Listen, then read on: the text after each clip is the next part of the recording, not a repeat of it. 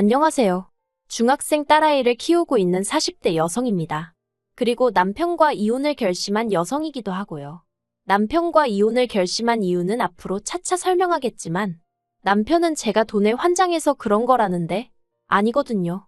제가 결정적으로 남편과 이혼을 결심한 이유는 더는 남편을 믿을 수가 없기 때문입니다.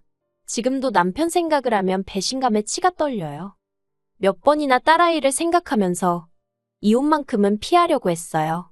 아이 대학 갈 때까지만이라도 겉으로라도 사이좋은 부부인 척 연기하며 살아볼까 그런 생각도 했고요. 아무래도 부모가 이혼을 하면 아이 학업에도 지장이 갈 것 같았고 자기 꿈을 위해 열심히 매진하는 딸에게 부모로서 더 도움이 되진 못할 망정 스트레스는 주지 말아야지 싶었으니까요. 그런데 눈치 빠른 딸이 저더러 지나가는 말처럼 자기는 괜찮으니까 엄마 하고 싶은 대로 해? 그러대요. 그리고 그 말이 저에게는 정말이지 큰 힘이 되었습니다. 그래서 굳게 마음을 먹고 남편에게 이혼하자 할 수 있었어요. 지인의 소개로 남편을 만났을 당시 남편은 작은 카페를 운영하고 있었고 저는 소위 상위 10대 그룹에 들어가는 회사에 다니는 직장인이었어요. 첫 만남부터 남편은 저에게 첫눈에 반했다 말하며 이후로 저에게 간이고 쓸개고 다 빼줄 만큼 잘하더라고요. 그래서 솔직히 남편에 비해 여러 가지 조건적인 측면에서 제가 아깝다는 사람들의 의견을 뒤로하고 남편과 진지한 관계를 이어나가게 되었네요. 그러다 사귄 지 1년 좀 넘었을 무렵 제가 해외지사로 파견 근무를 나가게 되었습니다. 그리고 일 욕심이 컸던 저는 그 기회를 포기할 수 없었기 때문에 남편에게 헤어지자 했지요. 그런데 남편이 자기가 하던 카페를 접을 테니 자기도 따라가면 안 되겠냐 하는 거예요. 그래서 그건 너무 부담스러워서 싫다고 거절했어요. 솔직히 당시에 저는 남편과 결혼까지 생각해 본 적은 없었거든요. 하지만 제가 파견 근무를 나간 지 2달 만에 남편이 연락도 없이 정말로 카페를 접고 제가 있는 곳으로 온 게 아니겠어요. 그리고 저는 그런 남편을 차마 밀어내지 못했습니다. 어느 정도는 도의적인 책임감도 느꼈으니까요. 그래서 2년의 파견 근무를 마치고 부부의 연을 맺게 되었습니다. 한국에 돌아온 이후 남편은 다시 카페를 차렸고 저는 저대로 계속해서 직장 생활을 이어나갔습니다. 그리고 벌이는 이미 소개팅을 했을 때도 제가 조금 더 잘 벌고 있는 상황이었고 그래서 남편에게 큰 기대라는 건 없었어요. 하지만 어쩐 일인지 세월이 지나도 남편의 벌이는 나아지질 않았고 그렇다 보니 제 월급에서 상당 부분이 생활비로 지출될 수밖에 없었지요. 참고로 지금이야 반반 부담이니 생활비를 각출해서 쓰니 하는 부부들도 많지만 10여 년 전만 하더라도 그게 그렇게 흔한 일이 아니었거든요. 그렇다 보니 막말로 돈이 안 벌려서 없다는 사람을 쪼아댈 수도 없어서 그냥 그러려니 생각하고 살았습니다. 그러다 한 3, 4년 전부터는 어째서인지 가져다주는 생활비가 100만 원 남짓으로 팍 줄었습니다. 그리고 그 시기에 아이가 미술의 재능을 보이기 시작해서 교육비로 돈이 많이 들어가기 시작한 때였거든요. 그래서 어쩔 수 없이 제가 남편에게 왜 이렇게 요새 가져다주는 생활비가 적냐고 물었어요. 그러자 남편이 장사가 안 돼서 그런 걸 어쩌냐는 식으로 나오더라고요. 그런데 그 태도가 솔직히 뻔뻔하다고 해야 할지 하다못해 말이라도 미안하다 한마디 했으면 저도 그렇게 마음이 상하지는 않았을 겁니다. 그런데 정말 없다는데 네가 어쩔 건데 라는 식으로 나오니까 저도 순간 욱하더라고요.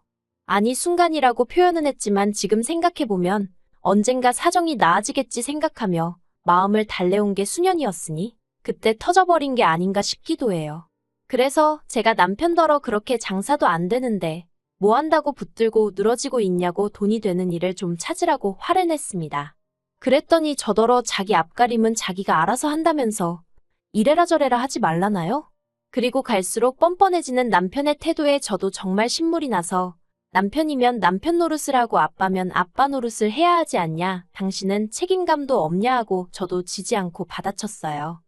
하지만 이후로도 생활비로 인한 다툼은 여러 번 있었습니다. 그리고 그 내용이 너무 구질구질하고 궁상맞아서 하다못해 친정에도 마음 편히 털어놓아 본 적이 없어요. 그렇다 보니 남들은 그저 제가 자상한 남편을 둔 잘나가는 커리어우먼이라고 생각했을 거예요. 그러다 작년에 애가 심적으로 많이 아팠어요. 아이 프라이버시도 있다 보니 자세한 이야기는 할 수 없지만 엄마인 제 손길이 절대적으로 필요한 상황이었지요. 하지만 회사에서 주는 병가는 한정되어 있었고 그 병가를 다 썼다간 복직을 한다고 한들 제자리가 남아있을지 장담할 수가 없는 상황이었습니다. 그리고 제가 일하는 업계가 워낙 좁다 보니 작은 구설수에라도 오르내리는 건 피하는 게 상책이었거든요. 그래서 저는 과감하게 회사에 사표를 던졌습니다. 그런데 아이가 아파서 제가 집에 있는 동안에도, 그러니까 제 수입이 끊어지고 난 이후에도 남편이란 작자는 절대로 생활비를 100만 원 이상 가져오질 않더라고요. 그래서 한 번은 제가 도대체 이걸로 어떻게 생활을 하라는 거냐고 따지고 드니 저더러 한다는 말이 돈 벌 때 따로 안 모아놓고 뭐 했냐입니다. 어이가 없어서 따로 어떻게 모으냐고 따졌어요. 아파트 관리비며 보험료며 이것저것 돈 들어갈 거 투성이었는데 당신이 얼마나 가져다 줬는지 생각해보라고. 장사한다는 사람이 그 정도 계산도 안 되느냐고요. 그리고 이건 여담이지만 물론 제가 번 돈을 전부 다 생활비에 썼던 건 아니에요. 일정 부분은 재테크도 하고 있었고 집도 2번이나 넓혀서 이사를 했습니다. 하지만 남편은 그런 모든 과정에 있어서 관심이랄 게 없었으니 딱히 느낀 바가 없었던 거겠지요. 그리고 저도 솔직히 남편이 알아줬으면 한 적도 없습니다. 그저 좀 더 나은 환경에서 딸아이를 키우고 싶은 욕심뿐이었지요. 하지만 막말로 제가 남자였으면 정말 자존심이 상해서 뭐라도 해서 돈을 벌어다 줬을 것 같은데 남편은 그런 소리를 듣고도 별 반응이 없었습니다. 그래서 그때부턴 저도 마음을 내려놓는 정도가 아니라 거의 포기 상태였던 것 같아요. 그냥 애 아빠니까 같이 산다 생각한 거고 그나마 80만 원이라도 가져오는 게 어디냐 생각하게 되었달까요. 그러다 올해 초 아이의 상태가 호전되었고 그러면서 저도 다시 회사를 알아보기 시작했습니다. 다행히 경력 단절이 길지 않았고 현역으로 활동 중인 선후배들이 많아서 다시 취업을 하는 일이 크게 어렵지는 않았어요. 그리고 지난 3월 다시 회사라는 곳으로부터 월급이란 게 들어오니까 숨통이 트이는 느낌이 돼요. 남편이 얼마를 가져다 주건 말건 다시 어느 정도는 사람답게 살 수 있겠다 싶은 안도감도 있었고요.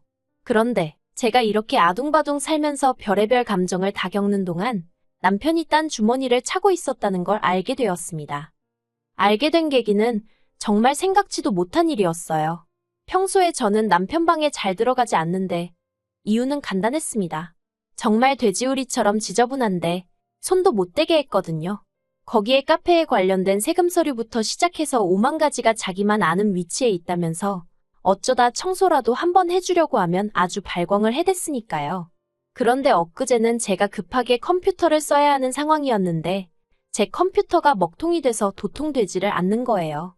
그래서 어쩔 수 없이 남편 모르게 살짝 쓰면 되겠지 하고 남편 방에 들어갔어요. 남편은 마침 샤워 중이었거든요. 그런데 컴퓨터 화면을 딱 켜니까 은행에서 뭘 확인했었는지 그대로 창이 열려 있더라고요. 그리고 거기엔 생각지도 못한 금액의 잔고가 적혀 있었습니다. 저는 처음에 제가 헛걸봤나 잘못 읽었나 싶어서 몇 번이나 자릿수를 세봤어요. 왜냐하면 잔고가 3천만 원이 넘었으니까요. 그리고 더 어이가 없었던 건 송금 기록이었습니다. 매달 저에게 생활비라고 100만 원이니 80만 원이니 보낼 때 똑같은 액수를 시댁에도 보내고 있었더군요. 시부모님도 그러시겠지만 저도 시부모님을 생각하면 할 말이 아주 많습니다. 당연히 좋은 이야기는 아니고요. 어디서부터 어떻게 이야기해야 할까 싶지만 결혼 초부터 그랬던 것은 아니고 아이가 태어나면서 갈등의 골이 깊어졌어요. 결혼하자마자 아이를 낳게 된 건 사실 시부모님의 영향이 컸거든요. 이욕심이 많아서 아이는 어느 정도 자리를 잡고 낳고 싶었던 저에게 시부모님께선 저나 남편이나 나이가 젊은 것도 아니니 아이 건강을 생각해서라도 무조건 하루라도 빨리 낳으라며 얼마나 성하셨는지 몰라요. 그리고 아이를 낳기만 하면 키우는 건 도맡아 도와주시겠단 말씀도 몇 번이나 하셨고요. 그런데 막상 아이를 갖고 나니, 아니 아이의 성별을 말씀드리고 나니 태도를 싹 바꾸셨습니다. 당신들도 건강이 좋지 않으니 아이는 친정에 맡기던지 아니면 저더러 회사를 관두고 보라고요. 그리고 그제서야 시부모님이 그토록 기다리던 손주는 손자에 한정된 것임을 알게 되었고 이후로 저는 친정어머니의 손을 빌려야만 했습니다. 하지만 이게 다가 아니었습니다. 친정어머니가 아이를 봐주셨으니 제가 매달 일정 금액의 돈을 보내드렸는데 이걸 남편이 시어머니한테 말씀을 드렸더라고요. 그러자 시어머니께서 어떻게 부모를 두고 차별을 하느냐며 저를 불러 정말 눈물 콧물 쏙 빠지게 화를 내시대요. 그리고 이 무렵 이미 남편이 가져다주는 생활비가 제 월급의 반도 안 될 때였어요. 그래서 저도 억울한 마음에 하소연을 했는데 시부모님이 한마디로 그건 네 사정이지 내 알 바가 아니라는 식으로 나오시는 거예요. 그러니 저라고 어떻게 좋은 마음으로 시부모님을 대할 수 있었겠어요. 게다가 그런 과정 속에서 남편은 단 한 번도 제대로 어떤 역할이란 걸 한 적이 없어요. 딱히 시부모님 편을 들지도 않았지만 제 입장을 대변한 적도 없었지요. 그리고 그래도 저는 그나마도 중간이나 지키고 있으니 다행이라고 생각했는데 알고 보니 자기가 번 돈에서 반도 안 되는 금액을 저한테 생활비랍시고 주고 나머지로는 지 하고 싶은 거 하고 시댁에 좋은 아들 노릇하고 그러고 살았더라고요. 주마등처럼 많은 기억들이 머리를 스치고 그 와중에 남편이 샤워를 마치고 나왔다가 저를 발견하곤 흠칫 놀라대요. 그리고는 자기 방문이 열려있는 걸 보더니 저더러 자기 방에 들어갔었냐며 묻는데 얼굴에 난처한 표정이 스치는 걸 제가 봤어요. 그래서 남편더러 나한테 뭐 할 이야기 없냐고 물었습니다. 그러자 남편이 오히려 큰 소리를 내며 저더러 할 이야기가 있으면 하라고 자길 떠보지 말라대요. 그래서 이제껏 돈 못 벌어와도 애 아빠니까 그래도 자기 딴엔 한다고 하는데 장사가 안 돼서 그런 거겠지 하고 수십 수백 수천 번을 이해했다고. 그런데 이제 보니까 뒤로 당신은 혼자 호의호식하고 살았더라? 하고 소리를 쳤어요. 그러자 남편이 처음엔 그럴 의도가 아니었답니다. 그냥 비상금 정도로 생각하고 모았던 건데 액수가 커지니까 욕심도 나고 그리고 자기가 생활비를 조금밖에 안 줘도 우리 먹고 사는 데는 아무 지장이 없지 않았냐며 그래서 별로 문제라고 생각을 안 했다는 거예요. 그래서 제가 애 아파서 나 일 쉬는 동안 내가 돈 때문에 얼마나 스트레스 받는지 알지 않았냐. 애 상담 한번 갔다 오면 10얼마씩 까먹는 것도 알지 않았냐. 그런데도 당신 나한테 생활비랍시고 겨우 돈 100만 원도 안 되는 돈 갖다 준 거 말고 단돈 10원이라도 더 주려고 해본 적 있냐. 정말 그간 가슴에 맺혀있던 말들을 미친 듯이 쏟아냈습니다. 그리고는 왜인지 눈물이 얼마나 흐르던지 단지 슬퍼서가 아니라 그간 서러움, 억울함, 그 모든 게 눈물이 되어 쏟아져 나오는 기분이었어요. 그리고 이후로 남편과 일주일 동안 냉전을 치렀습니다. 정확히 말하자면 저는 남편을 없는 사람 취급했고 남편은 그런 제 눈치를 보더라고요. 10여 년을 같이 살면서 셀 수 없는 싸움을 해왔지만 그렇게 남편을 철저히 무시해본 건 처음이었는데 그래서인지 남편이 제 눈치를 정말 많이 보대요. 그리고 그런 남편의 모습이 제 눈에는 어찌나 비열해 보이던지 사랑이 없어도 부모로서 평생을 함께 가려고 했습니다. 능력이 없는 남자여도 제가 선택한 사람이고 제 아이의 아빠니까 제가 책임지려고 했어요. 그런데 남편이란 작자에게는 능력뿐만이 아니라 책임감도 의리도 없다는 걸 알게 되니까 하루하루가 지나갈수록 더 꼴도 보기 싫어지대요. 그래서 결국 남편에게 도저히 그냥 넘어갈 수가 없다고 이혼하자 했습니다. 그 3천만 원 내놓으란 소리 안 한다고 대신 이 집이나 양육권 그 어느 것 하나 욕심내지 말라는 말과 함께요.